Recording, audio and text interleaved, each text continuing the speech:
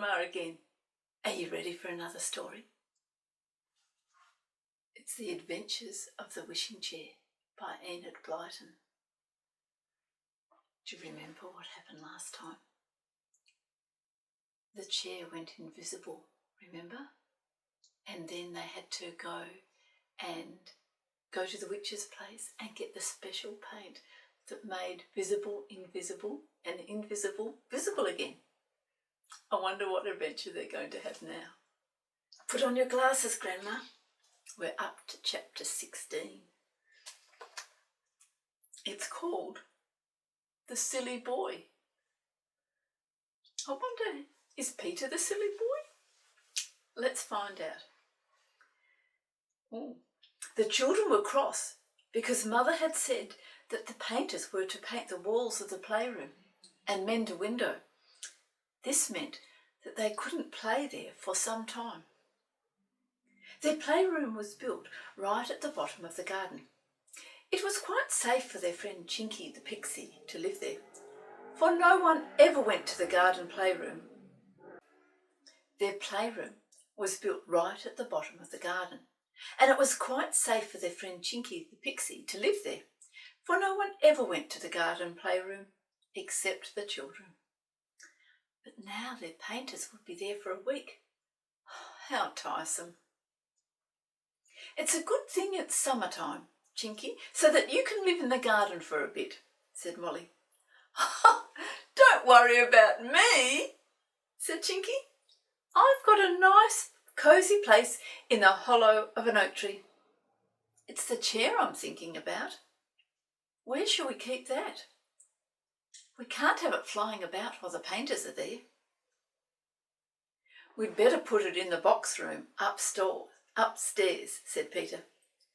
That room's just been repainted, so I don't think Mother or anyone will take things out and go looking in it just now. It will be safe there. So when no one was looking, Peter and Mollie carried the wishing chair up to the box room and stood it safely in a corner. They shut the window up tightly so that it couldn't fly out if its wings suddenly grew. They couldn't have Chinky to play with them in the house because he didn't want anyone to know about him. So they asked Thomas, the little boy over the road, to come and play soldiers with them one rainy afternoon. They didn't like him very much, but better than nobody. And maybe he wants a friend. Thomas came. He soon got tired of playing soldiers. He began turning head over heels, somersaults. He could do it pretty well. I can make awful faces too, he said to Mollie and Peter. And he began to pull such dreadful faces.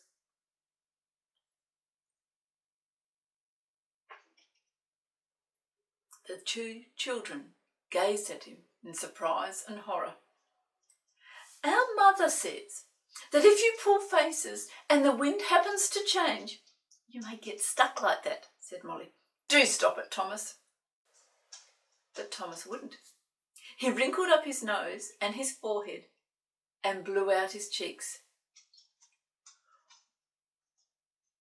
And do you know, the wind changed at that very moment, and poor Thomas couldn't get his face right again. He tried and tried, but he couldn't. It was dreadful. Whatever will he do? Oh, Thomas, the wind changed. I saw the weathercock swing around that very moment, cried Mollie. I did warn you. I do think you're silly. He can't go home like that, said Peter. Let's wash his face in hot water. Then perhaps it will go right again. So they washed Thomas's face well. But it was as bad as ever when they had finished. Screwed up nose, forehead and blown out cheeks. Oh dear. Do you suppose that Chinky would know what to do? Said Peter at last. Where's Chinky? Asked Thomas. Never you mind, said Mollie. Peter, go and find Chinky and see what he says. I'll stay here with Thomas. He mustn't go out, because if he meets Mother or Jane, they will think he's making faces at them, and they will be ever so cross. Peter ran downstairs. He went to the garden and whistled a little tune that Chinky had taught him.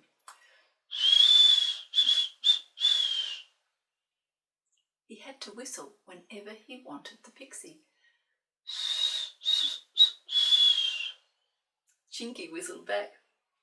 Peter saw him under a big hawthorn bush, mending a hole in his coat. "What's up?" said Chinky, sewing away. "We've got a boy in our house who's been making dreadful faces," explained Peter. "And the wind changed just as he was making a specially horrid one. And now he can't get his face right again. So Mollie sent me to ask you if you could do anything to help." "A boy as silly as that doesn't deserve help," said Chinky, breaking off his cotton and threading his needle again. "You go and tell him so." "Oh no, Chinky, we really must help him," said Peter. "His mother might think that we made his face like that, and then we'll get into trouble. You don't want us to be sent to bed for a week?" "No, I don't," said Chinky, putting on his coat. "I'll help you because you are my friends. There's only one thing to be done with a person who's been making faces when the wind changed." "What's that?" asked Peter. "You've got to get a bit of the wind that blew just then and puff it into his face," said Chinky. "Then he'll be all right. But it's dreadfully difficult to get a piece of that wind." "How can we?" said Peter in dismay. "We'd better go in the wishing chair to the windy wizard," said Chinky. "He knows all the ins and outs of every wind that blows. I've seen the old wishing chair looking out of the window this afternoon, trying to get out, so I'm sure he's grown his wings again. Go and see, and if he has, tell Mollie that we'll go and get help from the old wizard." "Oh, thank you, Chinky," said Peter, and he ran indoors. He whispered to Mollie all that he said. "And we're going in the wishing chair, so you have to stay here with Thomas, and we'll go and get some wind."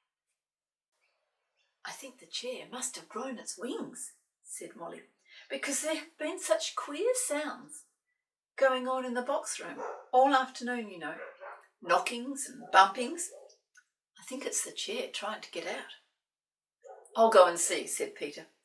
He ran to the topmost flight of stairs and opened the box room door. The wishing chair was standing by it, ready to fly out, but Peter caught hold of it just as it was slipping out the door. "Now, just wait a minute," he said. But the chair wouldn't. It forced its way past Peter, and the little boy jumped into it. "Go to Chinky," he called, hoping that the chair wouldn't meet anyone on the stairs on the way down. The chair flew down the stairs and out into the garden. It went to where Chinky was standing by the hawthorn bush. It was flapping its red wings madly, and Chinky jumped in at once. "To the windy wizards!" he shouted. "I say, Peter, isn't it in a hurry? It must have got tired of being shut up in the box room." Mollie was looking out the window. She had heard the chair flying downstairs. "To the windy wizards!" he shouted. "I say, Peter, isn't it in a hurry? It must have got tired of being shut up in the box room." Mollie was looking out of the window. She had heard the chair flying downstairs. She saw it up in the air carrying Peter and Chinky. She wished she were there too. "Someone's got to stay with Thomas, though," she thought to herself. "He'd only run home and find our mother or something if we left him quite alone. What an ugly face he has now. I do hope Peter and Chinky find something to put it right." That's the end of the story. Oh, no, it's the end of the chapter. Come back, we'll have to find out what happens when they go to the windy wizards. Bye-bye.